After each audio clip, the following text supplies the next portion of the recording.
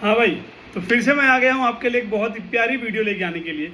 मैं आपका ज़्यादा टाइम नहीं लूँगा, पर वीडियो को स्किप मत करना, रुकना, पूरा सुनना और समझना। अगर आप लॉ के स्टूडेंट हो, लॉ कर रहे हो, या आप एडवोकेट हो, इन प्रैक्टिस हो, तो ठीक है, जो अभी आपने बिल्कुल स्टार्टिंग करी हुई है, 6 सेमेस्टर का रिजल्ट आ गया है, कुछ लोगों ने इनरोल करा लिया है, कुछ AIB का रिजल्ट, AIB का एग्ज़ाम देकर इनरोल करा रहे हैं, ठीक है, उनके लिए ये BNS 2023 के कुछ ऐसे 10 टॉप सेक्शंस जो आपको पता होने चाहिए, ठीक है। उन सेक्शन वाइज में मैं वीडियो बनाऊंगा, तो इसलिए आप मेरे चैनल को सब्सक्राइब कर लें, बेल आइकन को प्रेस कर लीजिए, जिससे कि आपको उन सेक्शन की जानकारी मिल सके कि वो सेक्शन क्या कहते हैं, कहाँ लागू होंगे, अब तक किन केसेस के अंदर वो लागू हुआ है। मैं 3 बातें बताऊंगा: सेक्शन क्या कहता है लॉ के अकॉर्डिंग, कहाँ लागू होगा, और उसके ऊपर आने वाली कह रहा हूँ, जो जजमेंट सुप्रीम कोर्ट या हाई कोर्ट ऑफ दिल्ली ने दिया हुआ है, ठीक है, और plus high court of UP, ये दोनों हाई कोर्ट है और सुप्रीम कोर्ट का मैं वीडियो उसके अंदर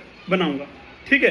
पर अभी इस वीडियो के अंदर जो मैं बना रहा हूँ BNS 2023 के 10 टॉप सेक्शंस। पहला सेक्शन आता है आपका सेक्शन 3 ऑफ BNS 2023।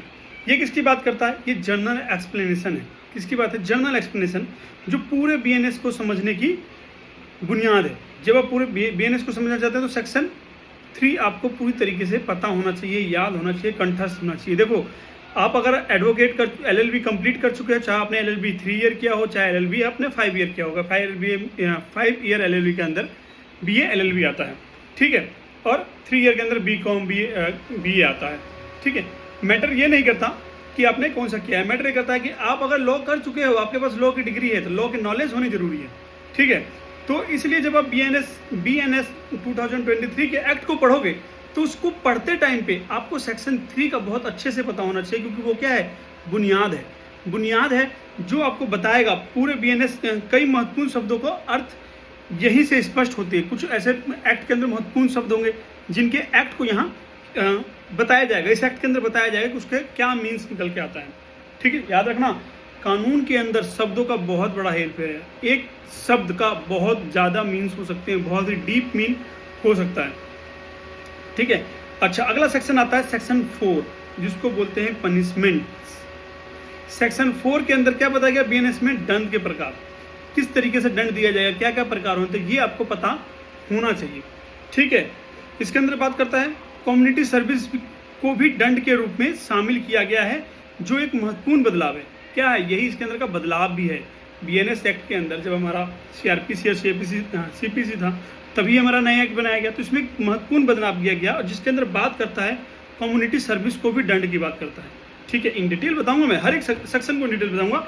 इस सेक्शन में सिर्फ मैं ये 10 सेक्शन के बारे में बता रहा हूँ कि ये 10 सेक्शन आपको आने चाहिए, है ना। और अगर ये वीडियो आपको अच्छी लग रही है, या आपको लगता है कि भाई जो मेरी अगली वीडियो सेक्शन बेस पे आएगी वो इंपॉर्टेंट होगी, तो मिस ना हो जाए, उसके लिए चैनल को सब्सक्राइब कर लीजिएगा, बेल आइकन को प्रेस करिएगा, और कमेंट करके बताइएगा कि मैं और क्या इंप्रूव करूं इस वीडियो के अंदर, आपको क्या चाहिए जो मैं जिस टॉपिक पे वीडियो बना सकूं आपके लिए। अगला सेक्शन 61 क्रिमिनल कॉन्स्पिरेंसी। कौन से ऐसे क्रिमिनल कॉन्स्पिरेंसी हैं जो कि सेक्शन 61 के अंदर आ गया है, ये आपको बताएगा। अवैध कार्य की योजना बनाना, ये इस सेक्शन के बारे में बात करता है, ठीक है। चलिए, अब सेक्शन आता है हमारे पास सेक्शन 4, जिसके अंदर हम बात करते हैं चौथा पॉइंट, जो कि टॉप मोस्ट है, जो कि सेक्शन 3 to 70 की बात करता है। मतलब 63 से लेकर 70 तक का सेक्शन बात करता है, जो कि सेक्सुअल ऑफेंस की बात करता है। देखो, आज की डेट में ना केस ही क्या आता है कोर्ट के अंदर केस आता है मारपीट का, मर्डर का, चोर चपारी का, या आता है डोमेस्टिक वायलेंस, या फिर आता है फैमिली का, ठीक है, जो कि मोस्टली एक ज़्यादा आने वाले केसेस हैं। तो जो सेक्सुअल ऑफेंस है ना, इसके बारे में आपको बिल्कुल अच्छे से पता होना चाहिए कि ऐसे कौन से ऑफेंस हैं जिनको सेक्सुअल ऑफेंस के अंदर काउंट किया जाता है। और ये बात करता है BNS 2023 का सेक्शन 63 to 70 तक का, इसके बारे में बात करता है। चलिए, अब अगला पॉइंट करते हैं, 5वां जो हमारा मोस्ट इंपोर्टेंट है, वो है सेक्शन 103 मर्डर। कहता है हत्या के अपराध की सजा। इस सेक्शन में बात करता है हत्या के अपराध, मतलब मर्डर करने की क्या सजा हो सकती है, और BNS का सबसे अधिक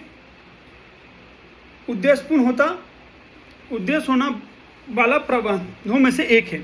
सबसे महत्वपूर्ण अधिक उपयोग होने वाला ये है, क्या कहते हैं, अद्भुत, सॉरी सेक्शन 123 एक मर्डर सेक्शन है जो कि हत्या के अपराध की सजा के बारे में बताता है। बीएनएस का सबसे अधिक अद्भुत होने वाला प्रावधान है, मतलब सेक्शन 103 जो है बीएनएस एक्ट का, बीएनएस 2023 एक्ट का सबसे महत्वपूर्ण है ये। तो इसके बारे में भी मैं आपको इन डिटेल बताऊंगा। थोड़ा हिंदी था इसलिए सब बिल्कुल क्लियर नहीं कर पाया, है ना। चलिए आगे चलते हैं। सेक्शन 101, और भाई यहाँ तक देख रहे हो ना तो प्लीज़ कमेंट करो, वीडियो अच्छी लग रही है, बुरी लग रही है, कैसी लग रही है, एटलीस्ट कमेंट तो करो, मुझ में चेंज क्या करना है, मैं ये तो बता सकूँ। भाई मैं आता हूँ, वीडियो बनाता हूँ, आप लाइक करते हो, सब्सक्राइब करते हो चैनल को, एटलीस्ट आप लोग ही मेरे लिए मुझे बता पाओगे कि मैं वीडियो कैसी बना रहा हूँ, कहाँ मुझे चेंज करना चाहिए, क्या काम करना चाहिए अपने ऊपर, मैं उस काम को करूँगा और आपके लिए और अच्छे से अच्छे वीडियो कंटेंट लेके आऊँगा जिससे कि आपको और अच्छी और डीपली नॉलेज लॉ की हो सके। चलिए अब छठा पॉइंट है इसके अंदर, सेक्शन 111 कहता है ऑर्गेनाइज क्राइम।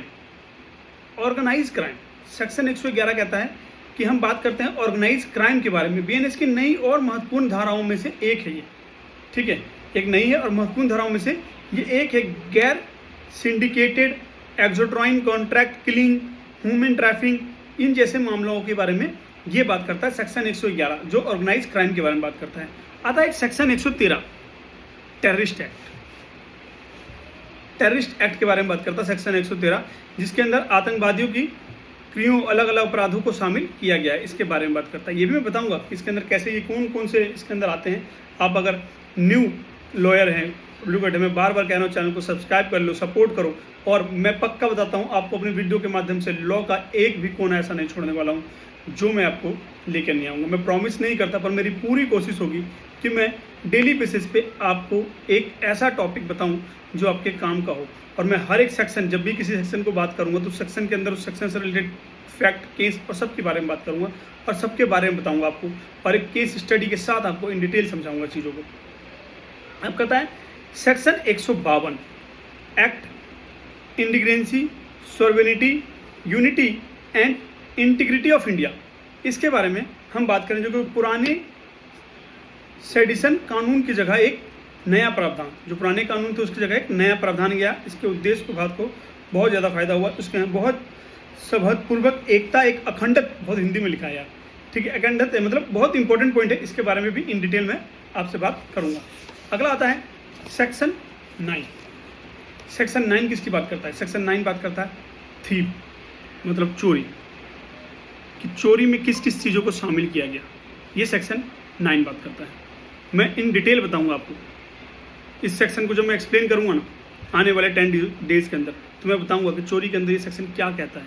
बाकायदा बीर एक्ट के साथ मैं बैठूंगा आपके साथ और उस पर इसके बारे में बताऊंगा। मैं आपको एक्सप्लेन करके एक एक चीज़ इन पॉइंट बताऊंगा, जो कि जिसे देखो, अगर आप स्टूडेंट हो तो आपके काम है, अगर आप लॉयर हो तो आपके वीडियो काम आएगी, अगर आप एडवोकेट हो तो आपके वीडियो काम। लॉयर एडवोकेट क्या होता है? मेरे हिसाब से लॉयर जो होता है वो लो ग्रेजुएट होता है, लो ग्रेजुएट लॉयर होता है। एडवोकेट वो होता है जो कि अपने आप को एनरोल करा चुका होता है बार काउंसिल ऑफ इंडिया के अंदर, वो एडवोकेट था जो कि प्रैक्टिस कर सकता है कोर्ट के अंदर, ठीक है।